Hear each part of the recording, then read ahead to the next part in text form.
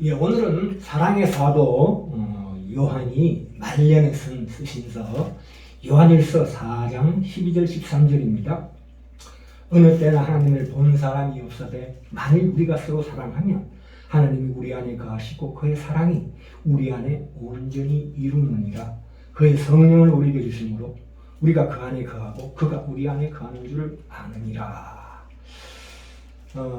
우리가 구약 성경을 실제로 제대로 읽어보면 하나님은 인간 그 누구 못지않게 고요하고 독특하고 다채로운 인격체이십니다.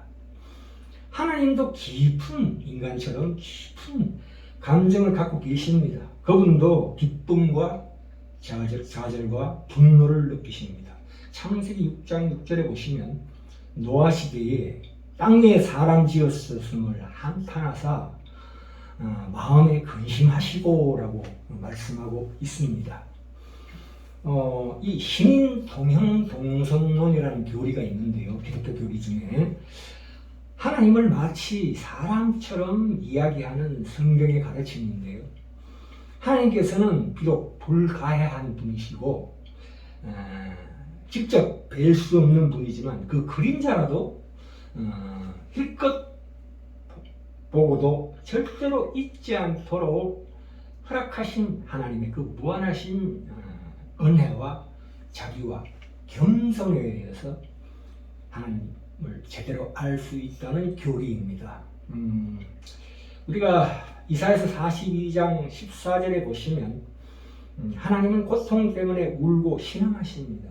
심지어 자신을 아이 낳는 여인에 비유하면서 내가 오랫동안 고요히 하며 잠잠하여 참았으나 이제는 내가 해산하는 여인같이 부르짖으려니 숨이 차서 힘이 헐떡일 것이라 이렇게 말씀하고 있습니다.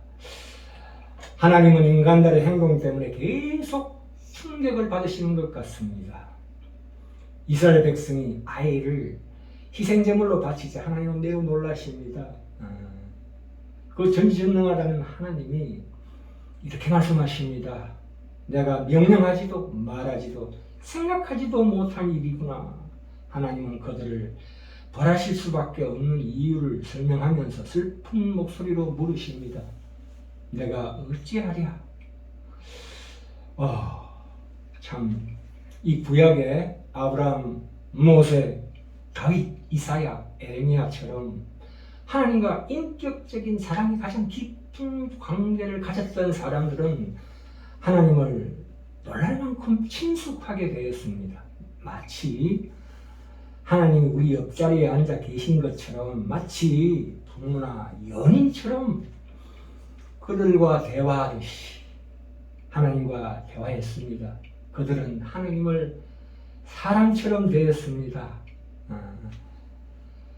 하나님은 인간과 절실하게 사랑을 주고받기 원하십니다.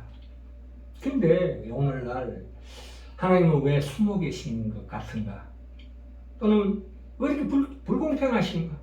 왜 침묵하시는가? 라는 질문을 던질 수가 있습니다. 여기서 우리가 반드시 이해해야 할 것은 하나님도 우리처럼 사랑에 목말라 하신다는 것입니다. 그 갈망이 있다는 것입니다. 그 열정적인 하나님이십니다.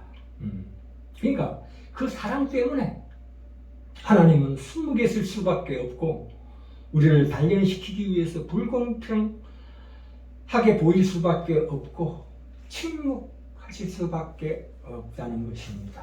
이 하나님의 마음을 우리가 반드시 읽어야 합니다.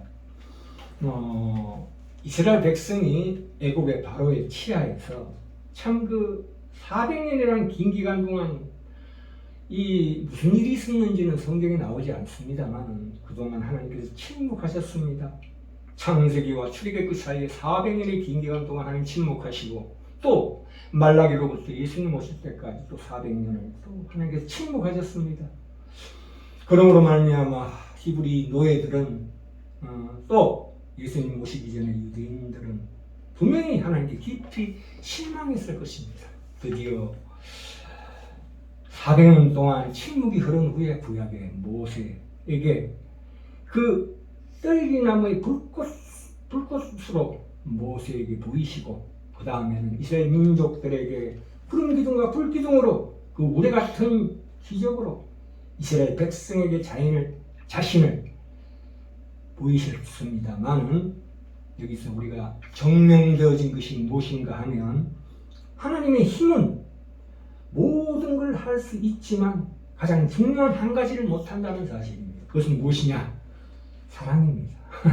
사랑만큼은 조정할 수 없다는 것입니다. 아무리 하나님께서 현란한 그 기적의 증거를 보여주어도 그들은 반역하고 실패했습니다. 이 하나님이, 그분이 뭔가를 못한다는 것이 아니라 하나님이 사랑하신다는 사실입니다. 사랑이 모든 사람들의 삶을 이렇게 복잡하게 만드는 것처럼 하나님도 복잡하게 만드는 것입니다. 그래서 하나님의 그 사랑이 이스라엘 백성들에게 거절당했을 때 참으로 부모처럼, 부모가 자녀 앞에서 무력해지는 법입니다. 그렇죠. 자녀가 참 이 광야에서의 계속된 이스라엘 민족의 반역은 어로 말미암아 신명기 31장 17절에 이렇게 말씀하십니다. 그날에 내가 네 얼굴을 숨길 것이니라. 그분은 후회와 자포자기의 심정으로 말씀하십니다. 마치 마약 중독으로 자신을 망치고 있는 자녀를 보면서 아무것도 하지 못하고 속수무책인 부모의 그 애타는 심정처럼, 알코올 중독자 남편을 둔 그 지극한 아내의 심정처럼 그렇게 외치십니다. 하나님이 이스라엘 백성들에게 가까이 다가갈수록 그 역설적이게도 그들은 하나님과 점점 멀어집니다. 그 아이작 뉴턴이라는 과학자가 거울에 반사된 태양의 이미지를 뚫리지게 쳐다보다가 망막을 태우는 바람에, 눈의 망막을 태우는 바람에 일시적으로 시력을 잃고 고생했다는 얘기가 있습니다. 이 비유는 이스라엘 백성이 광야에서 방황을 통해서 궁극적으로 뭘 배웠는지 보여주는 비유입니다. 애국에서 기쁘게 빠져나온 수백만 중에서 결국 여호수아와 갈렙 두 명만이 하나님의 임재를 견뎌냈다는 것입니다. 우리가 이 용접하는 그 불꽃도 못 견뎌내는데 어떻게 태양을 쳐다볼 수 있겠습니까? 그래서 이사야 선지자가 이렇게 얘기합니다. 우리 중에 누가 삼키는 불과 함께 거하겠느냐? 그렇다면 이 시점에서 오늘날 우리가 숨어 계신 하나님께 실망하기보다는 오히려 감사해야 되지 않을까요? 왜냐하면 상대로부터 사랑을 끌어내는 것은 결단코 힘으로 되는 것이 아니기 때문이죠. 자, 여기에서 우리가 또한 주의 깊게 봐야 될 것은 성경에는 세 종류의 성전이 나옵니다. 이것을 종합해 보면 그 진행 과정을 볼 수가 있는데요. 하나님은 자신을 처음에는 근엄한 아버지의 모습으로 나타나십니다. 그리고 두 번째는 참으로 부드러운 아들로 나타나십니다. 그리고 이제 마지막으로 성령의 모습으로 나타나십니다. 세 가지 성전이 있다고 그랬죠.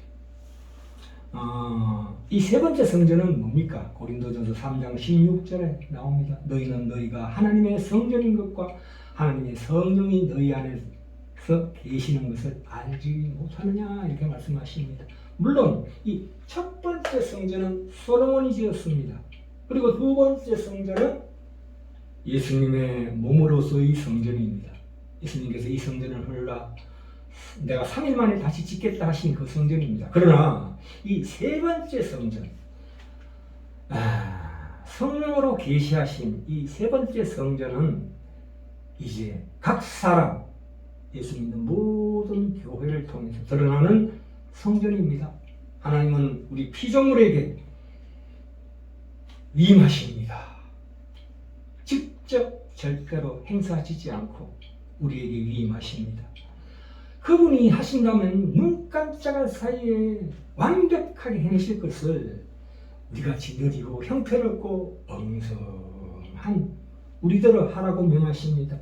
그래서 성경이 얘기하는 창조와 재창조와 새창조는 그래서 우리에게 계속 위임이 되고 있습니다. 물론 이 위임에는 항상 위험이 따릅니다.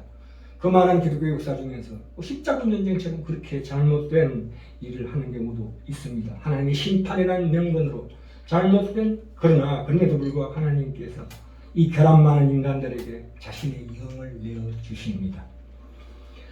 또한 하나님이 인류를 구하시기 위해서, 구원하시기 위해서 세 가지 굴욕을 겪으셨는데요. 첫 번째 굴욕은 인간이라는 육체라는 한계에 매달려진 우리 성육신으로 말미암아 굴욕을 당하셨습니다. 두 번째 굴욕은 십자가 사건으로 그 공개체이라는 수치와 모욕을 당하셨던 것입니다.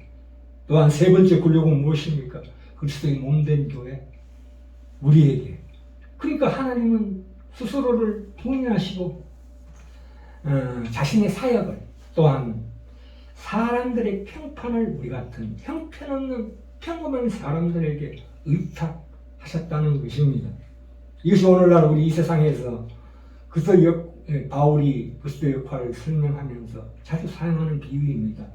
바로 몸의 머리가 되신 그리스도다. 그분은 지체들에게 그분의 뜻을 실행하도록 지시하신다. 이 뜻입니다.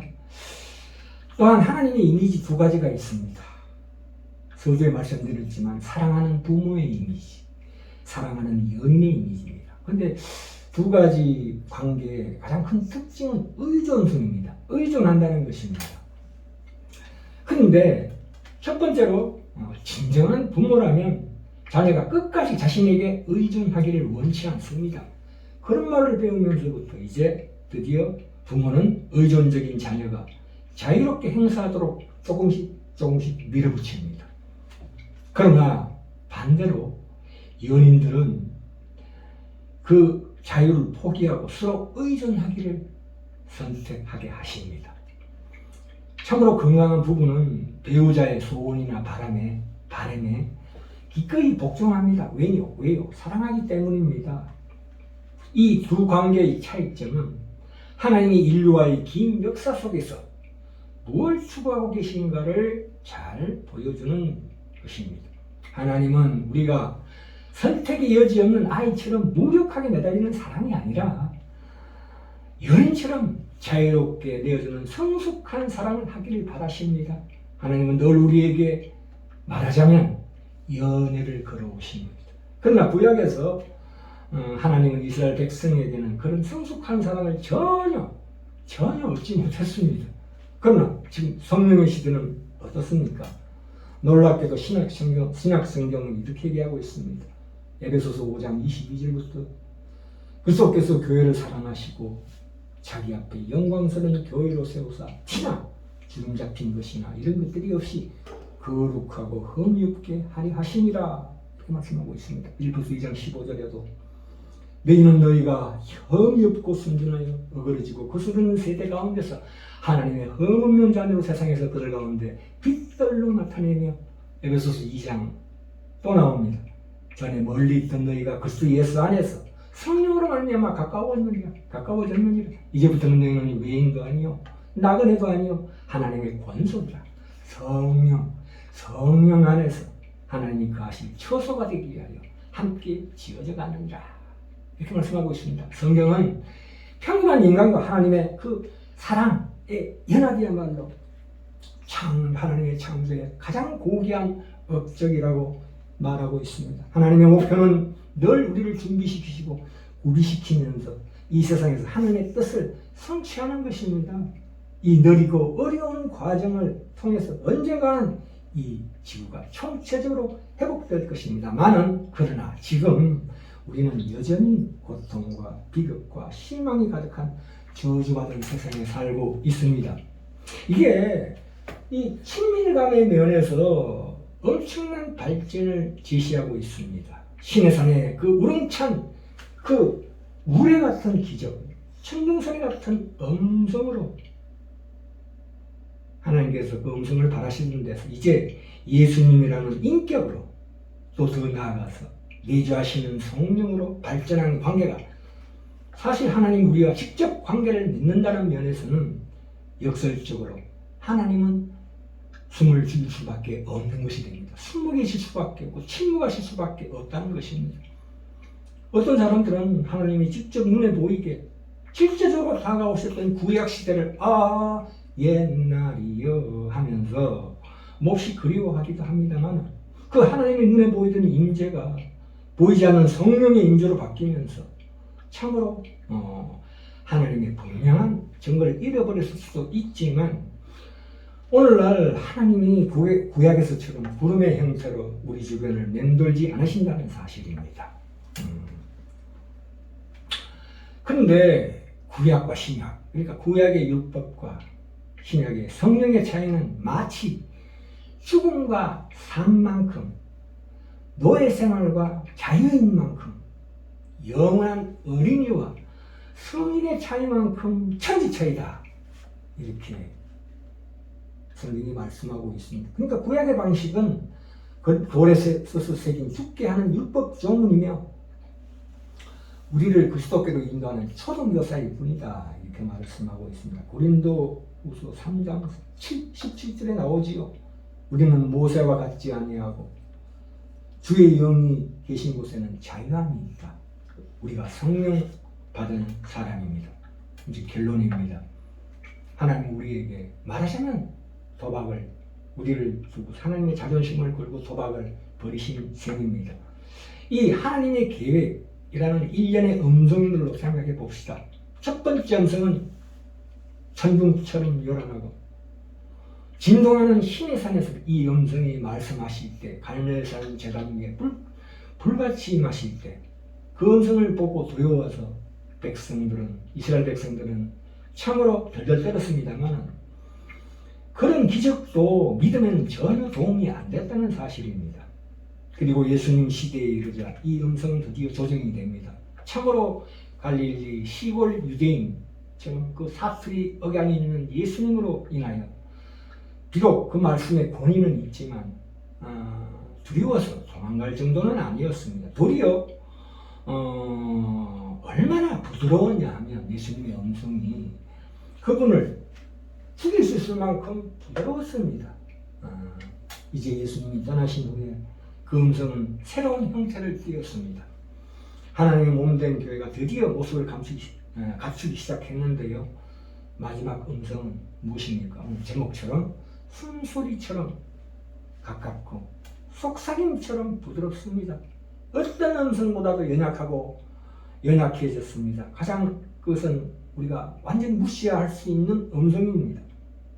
성경은 성령이 소멸될 수도 있다고 얘기하고 특별히 탄식한다고 말씀하고 있습니다. 그러나 동시에 가장 사랑스러운 친밀한 음성입니다.